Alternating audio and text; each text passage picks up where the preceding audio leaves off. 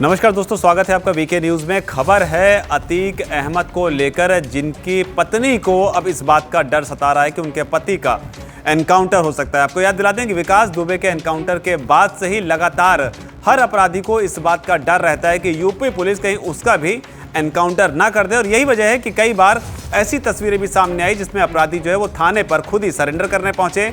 लेकिन इस बीच पत्नी ने बड़ा बयान दिया है, कहा है कि मेरे पति का एनकाउंटर हो सकता है। साथ ही योगी आदित्यनाथ जो कि मुख्यमंत्री हैं उत्तर प्रदेश के, उनसे गुहार लगाई। लेकिन इस गुहार के बीच में अब मायावती का भी एक बड़ा बयान सामने आया है। उन्होंने ट्वीट कर एक बहुत बड़ा ऐलान कर दिया है, क्योंकि लगातार इस बात की चर्चा हो रही थी कि मायावती की पार्टी से जो अतीक अहमद की जो पत्नी है संबंधित है, उसे लेकर मायावती ने क्या कहा है। लेकिन उससे पहले आपको शाइस्ता परवीन जो कि अतीक अहमद की पत्नी है, उनके दावे को बताते हैं। उन्होंने कहा है कि मेरे पति अतीक अहमद और देवर अशरफ का पुलिस एनकाउंटर कर सकती है। इस हत्याकांड से मेरे परिवार का कोई लेना देना नहीं है। मेरे दोनों बेटों को पुलिस कई दिनों से उठाए हुए है और मेरे बच्चों की जान को खतरा है। इतना ही नहीं, अपने आरोप में उन्होंने ये भी कहा है कि पुलिस कमिश्नर रमित शर्मा और एडीजी एसटीएफ अमिताभ यश जो हैं, उन्होंने विरोधियों के साथ मिलकर पति अतीक अहमद और देवर अशरफ की हत्या की सुपारी ले ली है। और तो और उन्होंने बाकायदा प्लान भी बताया है कि ये जो एनकाउंटर है ये कब की जा सकती है। शाइस्ता परवीन ने कहा है कि रिमांड के बहाने अतीक अहमद और अशरफ को अहमदाबाद से बरेली जेल से बुलाकर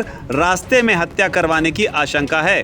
तो ये शाइस्ता परवीन का कहना है, जो कि अतीक अहमद की पत्नी है। और इसी के बाद मायावती ने भी ताबड़तोड़ एक नहीं बल्कि 4 ट्वीट किए हैं। क्या कहा है मायावती ने, वो भी आपको जरूर जानना चाहिए। मायावती ने लिखा है कि प्रयागराज में राजू पाल की वर्षों पहले हुई हत्या के मुकदमे का अहम गवाह अधिवक्ता उमेश पाल व उनके गनर की हत्या के मामले में अतीक अहमद के लड़के एवं उनकी पत्नी के ऊपर एफआईआर दर्ज किए जाने की भी सूचना प्रकाशित हुई है।